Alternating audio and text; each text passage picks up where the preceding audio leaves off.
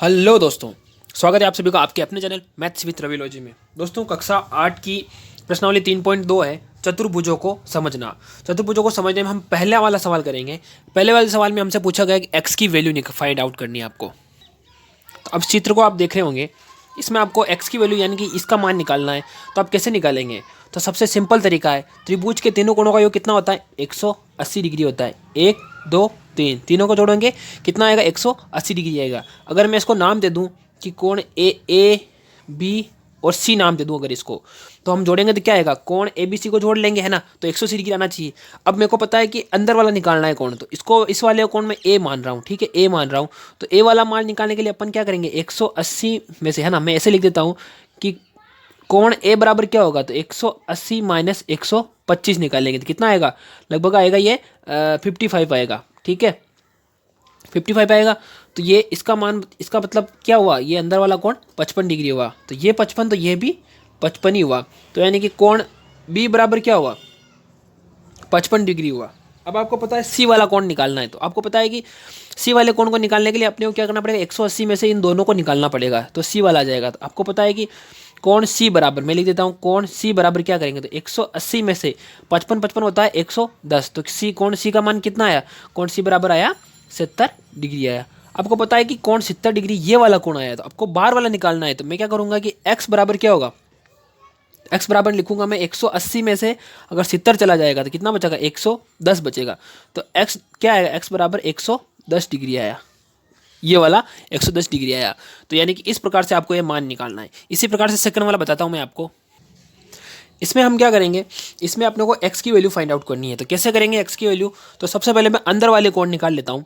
तो इससे क्या होगा कि सारे कोण मेरे को पता चल जाएंगे कि अंदर वाले कोण से फिर मैं बाहर वाला कोण डायरेक्ट निकाल लूंगा, क्योंकि 1 2 3 4 5 भुजाएं हैं और 5 भुजाओं से मैं बाहर वाला कोण निकालूंगा। कैसे निकालूंगा आप ध्यान से देखेंगे। ये क्या हुआ? ऐसा चिन्ह बना रखा, मतलब क्या हुआ? 90 डिग्री हुआ। तो एक चीज़ पता चल गई, ये 90 डिग्री है। ऐसा यहाँ बना रखा तो बाहर 90 डिग्री बन रहा, तो अंदर भी 90 डिग्री बनेगा, क्योंकि 180 डिग्री टोटल बनता है। यहाँ 60 बन रहा। तो आपको पता है कि 180 में से अगर 60 जाता है तो कितना बचता है? 120 डिग्री बचता है। तो 120 डिग्री कौन सा वाला कोण आया? ये अंदर वाला कोण 120 डिग्री आया। इसी प्रकार से 70 ये है ना, और अंदर वाला कोण क्या होगा? 110 डिग्री होगा। और ये वाला कोण निकालना है। अब आपको एक चीज़ पता चल गई होगी, 1 2 3 4, चार कोण पता चल गया और पांचवा निकालना है। तो क्या करेंगे? सबको जोड़ लेंगे, है ना। कैसे जोड़ेंगे? 90 degree plus 90 degree plus 110 degree plus 120 degree और प्लस ये अंदर वाला कोण, इसको कुछ भी मान लो, तो ये कोण x मान लो, चलो, है ना, x वाला x डैश मान लो, इसको कुछ भी मान लो।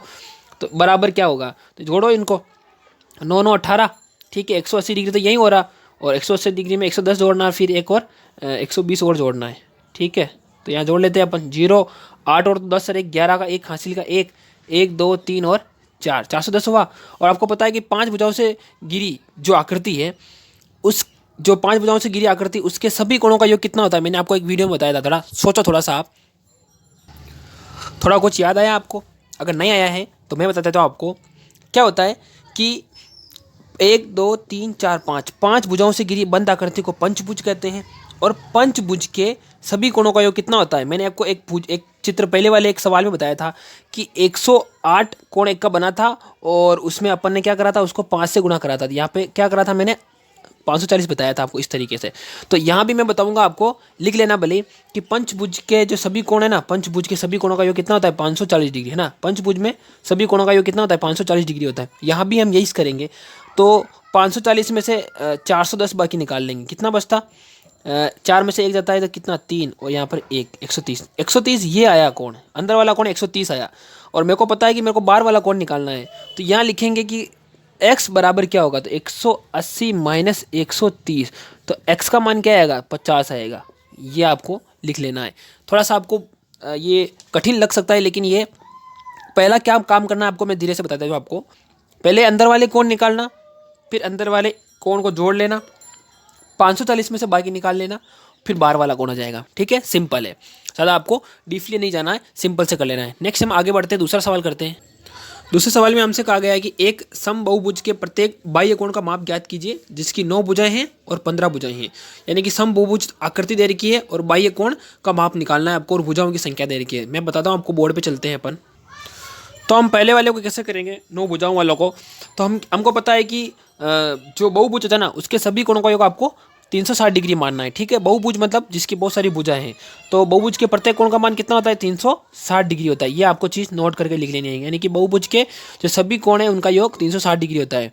और अपने को भुजाओं की संख्या दे रखी है, तो एक चीज़ लिख लेना, जब हमसे कोण पूछा जाए, है ना, कोण पूछा जाए तो क्या करना, भुजा है ना 360 डिग्री बटा, है ना 360 डिग्री, है ना, बटा भुजा, ऐसा कर देना है।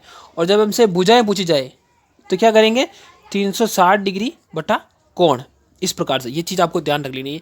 ये कोई सूत्र नहीं है, लेकिन मैंने बनाया है इस तरीके से आपको, ताकि ये चीज़ें आपको याद रह जाए। जब कोण पूछा जाए तो इस तरीके से करना है, और भुजा पूछी जाए तो ये करना है। तो सिंपल से आपको क्या करना है, यहाँ पर 360 में 9 का भाग लगाना है। तो मैं क्या करूँगा, 360 बटा 9 करूँगा, तो कितना आएगा, 9 चौक 36, यानी कि 40। तो उसका बाह्य कोण कितना है, 40 डिग्री का है। यहाँ पर क्या करेंगे, यहाँ पर भी 360 बटा 15, ठीक है, 15 कर लेंगे। अब डायरेक्ट से भाग लगाएंगे, पहले 36 यानी कि 36 में लगाओ, 15 दूना 30, फिर 60 यानी कि 6 बच जाता है, और 15 चौक 60 यानी कि 24 डिग्री आ जाता है। ये आपका आंसर है, 24 डिग्री। इस प्रकार से आपको कर लेना है। नेक्स्ट देखते हैं अपन तीसरा सवाल। तीसरे सवाल में हमसे पूछा गया है कि एक समबाहुभुज की कितनी भुजाएं होगी यदि एक बाह्य कोण का माप 24 डिग्री हो। मैंने बताया आपको बाह्य कोण में की माप 24 डिग्री दे रखी है और भुजा पूछी है, तो क्या करेंगे, 360 बटा 24 कर देंगे। देखेंगे आप, बाह्य कोण 24 डिग्री है और भुजाओं की संख्या ज्ञात करने के लिए क्या करना पड़ेगा, 360 में 24 का भाग लगाना पड़ेगा। लगाओ 360 में 24 का भाग, 24 एकम 24 एक बार जाएगा, फिर 12 बचेगा, और 24 पंजे 120 यानी कि 15 भुजाएं। इस प्रकार से आपको कर लेना है। नेक्स्ट करते हैं चौथा सवाल। चौथे सवाल में हमसे पूछा गया कि एक समबाहुभुज की भुजाओं की संख्या ज्ञात कीजिए यदि इसका प्रत्येक अंतःकोण 165 डिग्री का हो, है ना। अंतःकोण पूछा गया है, इस बार थोड़ा सा ध्यान रखना, अंतःकोण पूछा गया है और 165 डिग्री बता रखा अपने को। करते हैं सवाल हम। तो सबसे पहले देख लेंगे आप, अंतःकोण का मान दे रखा है अपने को 165 डिग्री, या अंतःकोण पूछा गया है, जबकि अपन जो सब चीज़ें निकालते हैं ना वो बाह्य कोण से निकालते हैं। और बाह्य कोण निकालने के लिए अपने को क्या करना पड़ेगा, 180 डिग्री में से आपको 165 डिग्री निकाल लेना है। तो ये बाह्य कोण का मान आ गया 15 डिग्री, ये बाह्य कोण है। अब आप क्या करेंगे, भुजाओं की संख्या निकालनी है, तो भुजाओं की संख्या सिंपली 360 में से 15 का भाग लगा दो। जब 15 का भाग लगाओगे तो 24 आएगा। कैसे आएगा, 15 दूना 30, 2 बार जाएगा, फिर 60 बच जाएगा, तो 15 चौक 60 यानी कि 24 भुजाएं। तो पहले आपको क्या करना है, इसमें सिंपल सा बाह्य कोण निकालना है, ठीक है। अब नेक्स्ट हम पांचवा करते हैं। पांचवा सवाल देखेंगे आप। पांचवा सवाल में पूछा गया है कि क्या ऐसा समबाहुभुज संभव है जिसके प्रत्येक बाह्य कोण का माप 22 डिग्री हो। तो बाह्य कोण दे रखा है, तो आपको पता है कि बाह्य कोण से अब भुजाओं की माप निकालने के लिए अपन क्या करेंगे, सबसे पहले 360 में 22 का भाग लगाएंगे। तो आप देखेंगे कि 22 के अंदर 360 के अंदर 22 का भाग नहीं जाता है, तो इसमें लिखेंगे पहले में नहीं, अपने से हाँ और ना में पूछा गया है। सेकंड पूछा गया कि क्या यह किसी समबाहुभुज का अंतःकोण हो सकता है। तो ये अगर अंतःकोण 22 होगा तो बाह्य कोण निकालने के लिए अपने को क्या करना पड़ेगा, 180 में से 22 को निकालना पड़ेगा, तो कितना आएगा, 158 आएगा लगभग, हाँ 158 आएगा। हाँ, तो 158 में फिर उसको अपन 360 से विभाजित करेंगे तो वो होगा नहीं। तो अपन क्या लिखेंगे, मैं बोर्ड पे बताता हूँ आपको। पहले वाले में लिखेंगे कि नहीं, क्योंकि 360 से 22 का भाग जो पूरा नहीं जाता है ना 360 में। और सेकंड वाले में लिखेंगे नहीं, क्योंकि बाह्य कोण निकालने के लिए अपने को क्या करना पड़ेगा, 180 में से 22 निकालना पड़ेगा, जिससे 158 आएगा, 158 डिग्री आएगा, और जो 360 से विभाजित नहीं है। यानी कि अगर उसमें इसके अंदर जैसे कि 360 के अंदर अगर अपन 158 का भाग लगाते हैं तो पूरा नहीं जाता है, और क्योंकि भुजाओं की संख्या तो पूरी होती है। अब मैं कह दूँ 2, 2.5 या 5 आ गया, देखना 5.5 आ गया ना, 5 सही, 5.5 आ गया, तो क्या भुजाएं आधी होती है क्या, ऐसे नहीं होती, और आकृति बनेगी नहीं। तो इस प्रकार से ये लिख लेना आपको। छठा देखते हैं अपन। पांचवें सवाल में हमसे पूछा गया है कि क्या समबाहुभुज में कम से कम कितने अंश का, मतलब किसी समबाहुभुज में कितने अंश का अंतःकोण संभव हो सकता है और क्यों। दूसरा है कि किसी समबाहुभुज में अधिक से अधिक कितने अंश का कोण बन सकता है। समबाहुभुज की बात कर रहे हैं, ठीक है। तो समबाहुभुज मतलब एक चीज़ मान लो आपकी समबाहु त्रिभुज है ना, 3 भुजाओं से घिरी आकृति समबाहु त्रिभुज मान लो। समबाहु त्रिभुज के बारे में बताता हूँ आपको मैं, बोर्ड पे देखिए आप। तो इसमें आप देख पा रहे होंगे कि एक समबाहुभुज की आकृति बना रखी है। तो अंदर वाले अधिकतम कोण पहला वाले में क्या लिखेंगे, पहले वाले में 60 डिग्री बनेगा ना, 60 डिग्री से ज़्यादा नहीं बन सकता, यानी कि अंतःकोण 60 डिग्री का हो सकता है, और बाह्य कोण सबसे ज़्यादा अधिकतम कोण 120 डिग्री का और सबसे कम 60 डिग्री का। क्यों, क्योंकि इससे ज़्यादा आकृति बनेगी नहीं और वो समबाहु नहीं होगी।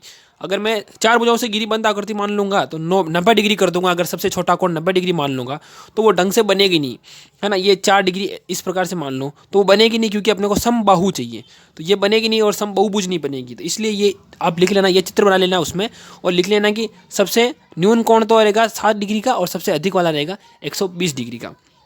ठीक है, यहाँ तक आपको ये चीज़ कर लेनी है। वीडियो अगर पसंद आई तो लाइक करें, और चैनल पर नए हैं तो सब्सक्राइब जरूर करें प्लीज़, क्योंकि आप देख तो लेते हैं लेकिन सब्सक्राइब नहीं करते। ये काम जरूर करें। मिलते हैं अगली वीडियो में, तब तक आप अपना ख्याल रखिए और पढ़ाई करते रहें। जय हिंद।